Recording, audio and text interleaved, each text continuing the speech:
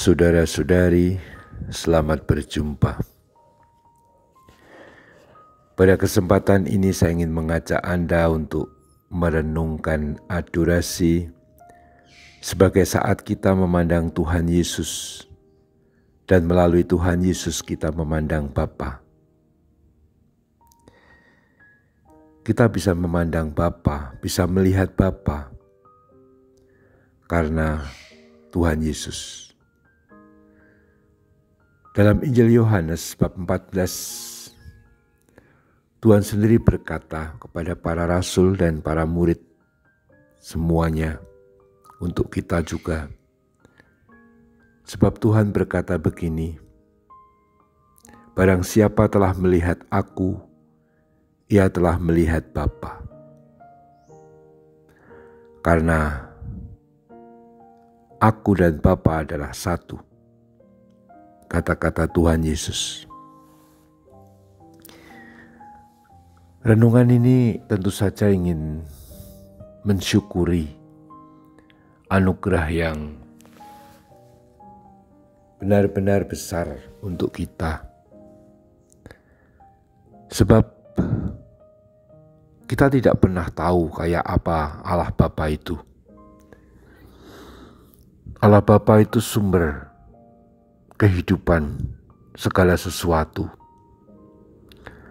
Allah Bapa itu yang mengasalkan segalanya, bahkan Allah Putra dan Allah Roh Kudus itu lahir dari Bapa, berasal dari Bapa sebelum segala abad. Dan kita semua sebagai ciptaan, juga seluruh alam raya ini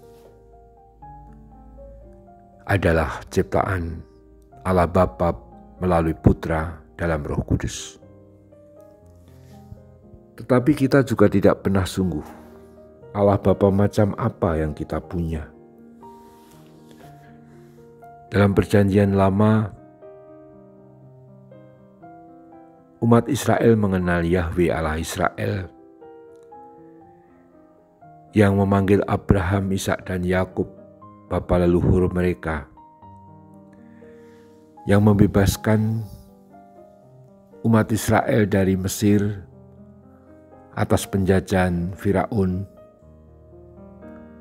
Bangsa Israel dibebaskan dengan tangan yang kuat melalui hambanya Musa. Itu adalah Tuhan Allah Yahweh. Tuhan Allah adalah Yahweh juga yang menuntun mereka 40 tahun di padang gurun, yang mengikat perjanjian di Gunung Sinai, dan bisa membuat mereka masuk ke tanah terjanji dalam pimpinan Yosua.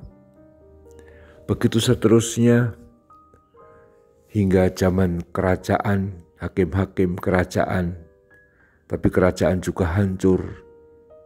Baik kerajaan utara maupun kerajaan selatan Israel, Yehuda. Dan akhirnya mereka dibuang di Babel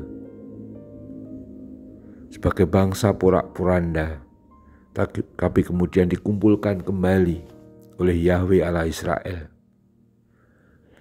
Tiada henti-hentinya mengutus para nabi untuk mengingatkan umat Israel atas dosa-dosa mereka. Mengingatkan umat Israel akan janji Allah yang akan senantiasa dipegangnya karena Allah adalah setia. Dan sudah kembali ke tanah terjanji, tetap hidup dalam kelompok itu, kelompok sisa-sisa Israel yang mengharapkan terpenuhinya, tergenapinya janji Tuhan selama ini, yaitu hadirnya Sang Mesias. Dan ketika genap waktunya kita tahu kisahnya, akhirnya Yesus Tuhan kita hadir dan tampil di Palestina. Dia wafat dan bangkit. Dialah yang menjadi penyelamat kita yang diutus oleh Bapa. Nah, Yesus Kristus inilah yang adalah anak, yang adalah Putra Tunggal Bapa, Dan melalui dialah yang adalah jalan kebenaran dan hidup, kita mengetahui siapa Bapa. Dan Allah Bapa itu tidak lain adalah Yahweh Allah Israel, yang selama ini berbicara kepada umatnya melalui para nabi. Tapi pada kegenapan waktu ia berbicara melalui anaknya sendiri, yaitu Yesus Kristus, yang menyatakan seluruh kehendaknya, terlebih kasihnya yang tiada batas, dan belas kasihnya yang tanpa batas. Dengan wafat dan kebangkitan Kristus putranya, kita beroleh jalan masuk kepada Bapa dan mengenal Bapa. Jadi siapa Bapa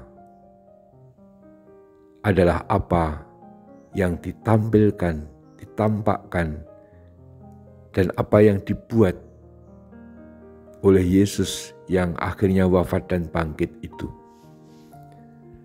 Jadi melihat Bapa jangan hanya dimengerti secara manusiawi atau ragawi, Bapa wajahnya kayak apa.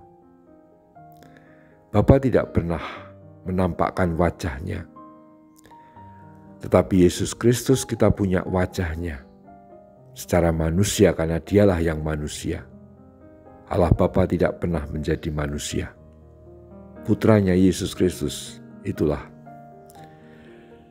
Dan jika kita mengenal dengan sangat baik Yesus Kristus, apa yang dikehendaki, sabdanya, perbuatannya, terutama puncak cintanya melalui peristiwa salib, dia atau kita mengenal siapa Bapa dan melihat Bapa sendiri. Jadi secara sederhana, kalau Tuhan berkata siapa melihat Bapa, siapa melihat aku melihat Bapa, itu bukan perkara fisik pertama-tama, tetapi apa yang menjadi kehendak Bapa, dan terutama Bapa macam apa yang kita punya.